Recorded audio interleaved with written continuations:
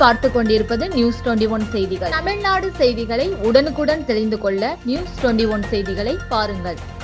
பழனி கோவிலில் கார்த்திகை 1ஆம் தேதி முதல் பஞ்சாமிர்தம் தயாரிக்கும் பணிகள் 24 மணி நேரமும் இடைவெளி இல்லாமல் நடைபெற்று வருவதால் ஒரே நாளில் அதிகபட்சமாக 2,65,940 டப்பாக்கள் விற்பனை செய்யப்பட்டுள்ளது. திண்டுக்கல் மாவட்டம் பழனி அருள்மிகு பால தண்டாயுதபாணி சுவாமி திருக்கோயிலில் ஐயப்ப சீசன் துவங்கியதை முன்னிட்டு கடந்த ஒரு வாரமாக பக்தர்கள் கூட்டம் அலைமோதுகிறது. பழனி தேவஸ்தானம் சார்பில் சுமார் 15 நிரந்தர பஞ்சாமிர்தம் விற்பனை மையங்கள் மற்றும் ஒரு தற்காலிக பஞ்சாமிர்த விற்பனை மையம் திறக்கப்பட்டுள்ளது. பழனி தேவஸ்தானம் சார்பில் சுகாதார முறையில் தயாரிக்கப்படும் பஞ்சாமிர்தம் தரமாகவும் சுவையாகவும் இருப்பதாலும் பக்தர்கள் நலன் கருதி லாப நோக்கம் இல்லாமல் உற்பத்தி விலைக்கே வழங்கப்படுவதாலும் பக்தர்களுக்கு கூடுதல் இடங்களில் கிடைக்க ஏற்பாடு செய்யப்பட்டுள்ளதாலும் கடந்த 3 ஆண்டுகளாக அதிக அளவில் விற்பனையாகி வருவது குறிப்பிடத்தக்கது. கடந்த 2023ஆம் ஆண்டு 27/12/2023 அன்று ஒரே நாளில் டப்பாக்கள் விற்பனை செய்யப்பட்டு வரலாற்று சாதனை படைத்தது. இந்த ஆண்டு கடந்த 2 தினங்களுக்கு முன்பு வரை 1,98,480 டப்பாக்கள் விற்பனையாகி முந்தைய சாதனையை முறியடிக்கப்பட்டது. ஆனால் அதற்கு அடுத்த நாளான நேற்றைய தேதியில் அந்த சாதனையும் முறியடிக்கப்பட்டு இதுவரை இல்லாத வகையில் 2,65,940 டப்பாக்கள் விற்று அதிரடி சாதனை படைத்துள்ளது. ஒட்டன்சத்திரம் சட்டமன்ற தொகுதி வண்ணாம்பாறை பகுதிக்கு சலவை கூடம் கட்டித்தர வாக்குறுதி அளித்த உணவுத்துறை அமைச்சர் ஆர். சக்கரபாணி அவர்களுக்கு நுகர்வோர் பாதுகாப்பு கழகம் சார்பில் நன்றியை தெரிவித்துக் கொள்கிறோம். ஒட்டன்சத்திரம் நவ தமிழகத்தில் சிறப்பான ஆட்சி செய்து வரும் தமிழக முதல்வர் மு. ஸ்டாலின் அவர்களுக்கும் தமிழக துணை முதல்வர் உதயநிதி ஸ்டாலின் அவர்களுக்கும் உணவு மற்றும் உணவுப் பொருள் வழங்கல் துறை அமைச்சர் ஆர். சக்கரபாணி அவர்களுக்கும் எங்களுடைய வண்ணாம்பாறை பகுதியில் வசித்து வரும் சலவை தொழிலாளர்கள் குடும்பங்களின் சார்பாக கோடான கோடி நன்றிகளை தெரிவித்துக் கொள்கிறோம்.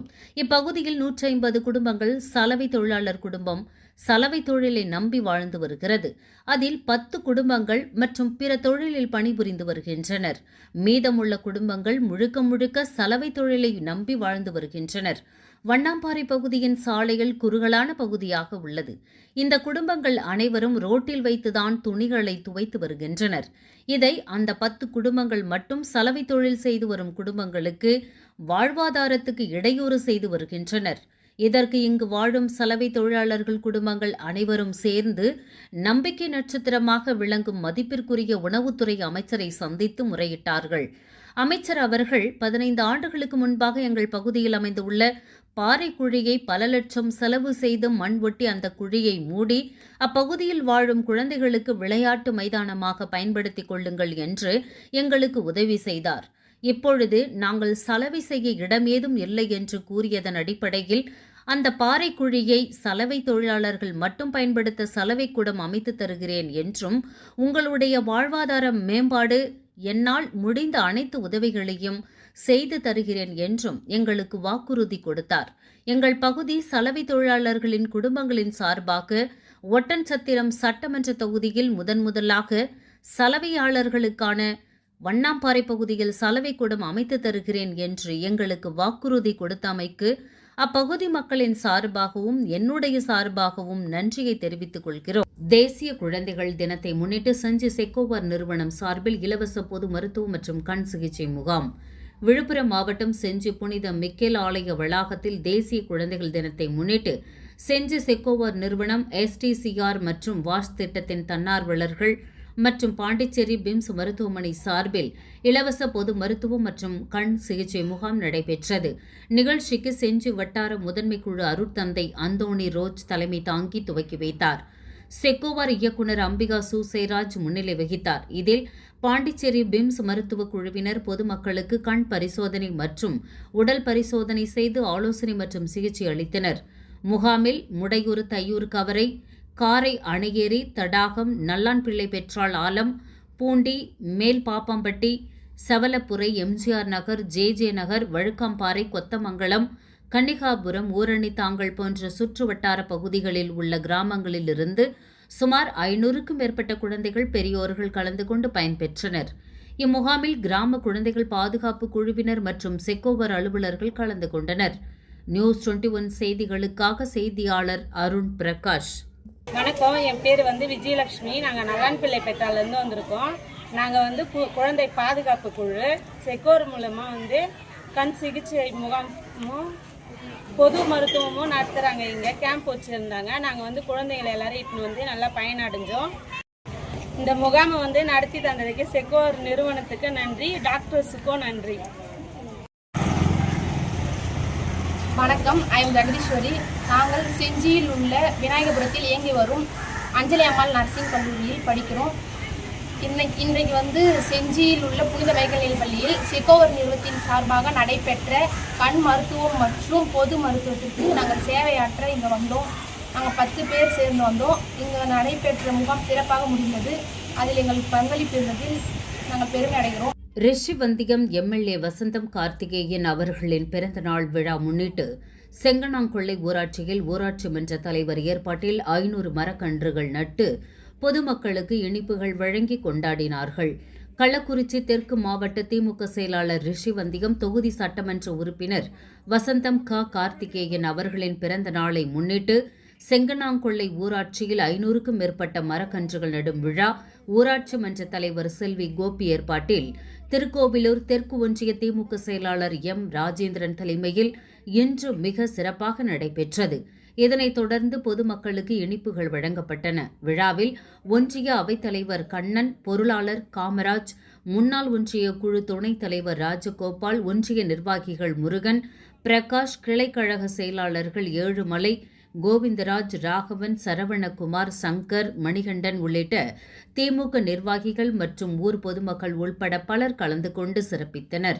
நியூஸ் 21 செய்திகளுக்காக செய்தியாளர் வி. ஜெய்சங்கர். தென்னிந்திய அளவிலான கராத்தே போட்டி கன்னியாகுமரி மாவட்டம் நாகர்கோவிலில் நடைபெற்றது. இதில் 1800க்கும் மேற்பட்ட மாணவ மாணவிகள் பங்கேற்பு. கன்னியாகுமரி மாவட்டம் நாகர்கோவில் வடசேரி பகுதியில் அமைந்துள்ள தனியார் கல்லூரியில் ஜேஎஸ்ஜே கராத்தே அகாடமி மற்றும் ஜப்பான் ஷிட்டோ ரூஜ் ஜென் கராத்தே இன்டர்நேஷனல் அசோசியேஷன் இணைந்து நடத்தும் தென்னிந்திய அளவிலான கராத்தே போட்டி நடைபெற்றது. இதில் தமிழ்நாடு, கேரளா, கர்நாடகா உள்ளிட்ட தென் மாநிலங்களைச் சேர்ந்த 1800க்கும் மேற்பட்ட மாணவ மாணவிகள் கலந்து கொண்டனர். கட்டா, குமிட்டே உள்ளிட்ட 4 பிரிவுகளில் நடைபெற்ற போட்டியில் சிறியவர்கள் முதல் பெரியவர்கள் வரையில் தனித்தனியாக போட்டி நடைபெற்றது. இதில் வெற்றி பெறும் வீரர்கள் வரும் 2026ஆம் ஆண்டு தேசிய அளவில் நடைபெறும் போட்டியில் கலந்து கொள்ளும் தகுதி பெறுவார்கள் என இதன் ஒருங்கிணைப்பாளர் தெரிவித்தார். நியூஸ் 21 செய்திகளுக்காக கன்னியாகுமரி மாவட்ட செய்தியாளர் சகாயராஜன். சேலத்தில் 1000 மாணவ மாணவிகள் பங்கு பெற்ற அபாக்கஸ் சாதனை நிகழ்ச்சி ஆல்வின் மைண்ட் பவர் அகாடமி மற்றும் all India educationist and education association இணைந்து நடத்திய 1000 மாணவ செல்வங்கள் ஒரே நேரத்தில் 1 மணி நேரத்தில் 100 கேள்விகளுக்கு விடையளிக்கும் அபாக்கஸ் சாதனை நிகழ்ச்சி அபாக்கஸ் ஆசிரியை கவிதா தலைமையில் சேலம் ஸ்ரீ சக்தி கைலாஷ் பெண்கள் கலை அறிவியல் கல்லூரியில் நடைபெற்றது. இவ்விழாவில் பாரதிதாசன் பல்கலைக்கழக செனட் உறுப்பினர் ராகவ பிரகாஷ், அகில இந்திய கல்வியாளர்கள் ஆலோசனை அமைப்பு தலைவர் கல்வியாளர் ஜே. கோவிந்தராஜ், புதிய சிறகுகள் அறக்கட்டளையின் தலைவர் சுமதி ஸ்ரீ, தமிழ்நாடு வணிகர் சங்க பேரவையின் சேலம் மாவட்ட தலைவர் Rasi Saravanan, DCM crypto club Kandasamy Chinnaraj, Asokan, Kovai Sundaram, Kausalya, Devi Suthanthira, Charumathi, Tanishka கலந்து கொண்ட இந்நிகழ்ச்சியின் இறுதியாக ஏத்தாப்பூர் நடராஜன் நன்றி தெரிவித்தார். நியூஸ் 21 செய்திகளுக்காக செய்தியாளர் ரமேஷ். தேனி கேரளா மலைப்பாதையில் பனிமூட்டத்தால் திணறும் வாகன ஓட்டிகள். தேனி மாவட்டம் போடி நாயக்கனூரிலிருந்து கேரளா செல்லும் தமிழக கேரள எல்லைப் பகுதியில் அமைந்துள்ள போடிமெட்டு மலைசாலையில் நிலவும் கடுமையான பனிமூட்டத்தால் வாகன ஓட்டிகள் அவதியடைகின்றனர்.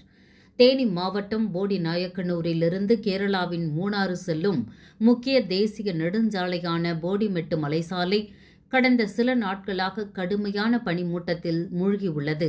இன்று அதிகாலை முதல் பரவலாக சாரல் மழை பெய்ததால் பனிமூட்டம் மேலும் தீவிரமடைந்து சில மீட்டர் தூரத்திற்கும் அப்பால் எதுவும் தெரியாத நிலை ஏற்பட்டுள்ளது.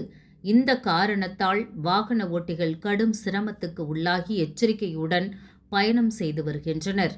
தமிழகம் கேரளா எல்லையை இணைக்கும் இந்த மலைச்சாலை கடல் மட்டத்திலிருந்து சுமார் 4800 அடி உயரத்தில் அமைந்துள்ளது. 17 ஆபத்தான கொண்டை ஊசி வளைவுகளை கொண்ட இந்த சாலை தினமும் இரு மாநிலங்களுக்கும் இடையே ஆயிரக்கணக்கான வாகனங்கள் இயங்கும் பிஸியான பாதையாகும். குறிப்பாக கேரளாவில் உள்ள ஏலம், காபி, தேயிலை தோட்டங்களுக்கு செல்லும் தொழிலாளர்கள், காய்கறி லாரிகள், பால் வாகனங்கள் என பரவலான போக்குவரத்து இப்பாதையை நம்பிக்கையோடு பயன்படுத்துகின்றன. ஆனால் கடந்த சில நாட்களாக திடீரென அதிகரித்த பனிமூட்டம் பரவலான குழப்பத்தை ஏற்படுத்தியுள்ளது. அதிகாலை முதல் தொடர்ச்சியாக பெய்து வரும் சாரல் மழையும் பனிமூட்டத்துடன் சேர்ந்து மலைச்சாலை முழுவதும் இருள் சூழ்ந்தது போல் தோன்றியுள்ளது. முகப்பு விளக்குகளை எரியவிட்டாலும் எதிரே வரும் வாகனங்கள் கூட தெரியாத சூழ்நிலை ஏற்பட்டுள்ளது. நியூஸ் 21 செய்திகளுக்காக செய்தியாளர் விஜயகுமார். ராணிப்பேட்டை மாவட்டம் வாலாஜாபேட்டை தனியார் திருமண மண்டபத்தில் பாரதிய ஜனதா கட்சி வேலூர் பெருங்கோட்டத்திற்கு உட்பட்ட ஊடகப் பிரிவு மாவட்ட நிர்வாகிகள் ஆலோசனை மற்றும் அறிமுக கூட்டம் சிறப்பாக நடைபெற்றது. இந்த கூட்டத்திற்கு மாவட்ட தலைவர் நெமிலி பி. ஆனந்தன் தலைமை தாங்கினார். மாநில செயற்குழு உறுப்பினர் ஜி.வி. பிரகாஷ் முன்னிலை வகித்தார். ராணிப்பேட்டை மாவட்ட ஊடகப் பிரிவு தலைவர் வேதா சீனிவாஸ் அனைவரையும் வரவேற்றார். இதில் சிறப்பு அழைப்பாளர்களாக ஊடகப் பிரிவு ஆகியோர் கலந்து கொண்டு சிறப்பித்தனர். இதில் ராணிப்பேட்டை, வேலூர், திருவண்ணாமலை, வடக்கு, தெற்கு, திருப்பத்தூர் மாவட்ட தலைவர்கள் தங்கள் நிர்வாகிகளை அறிமுகம் செய்து வைத்து பேசினர். இதில் மாநில தலைவர் ரங்கநாயகுலு பேசுகையில், வரும் நவம்பர் 29ஆம் தேதி திண்டுக்கல்லில் நடைபெறும் அணிப்பிரிவு மாநாட்டிற்கு அனைவரும் தவறாமல் கலந்து கொள்ள வேண்டும் என்றும், ஊடகப் பிரிவு நிர்வாகிகளின் முக்கியத்துவம் குறித்தும், 4ஆம் தூணான ஊடகப் பிரிவுதான் ஒரு மாநிலத்தில் எந்த ஆட்சி அமர்த்த வேண்டும் என்பது தீர்மானிப்பதாகவும், இதில் பயணிக்கும் நீங்கள் இதன் முக்கியத்துவத்தை உணர்ந்து கடமை உணர்ச்சியோடு செயல்பட வேண்டும் என்றும் பேசினார்.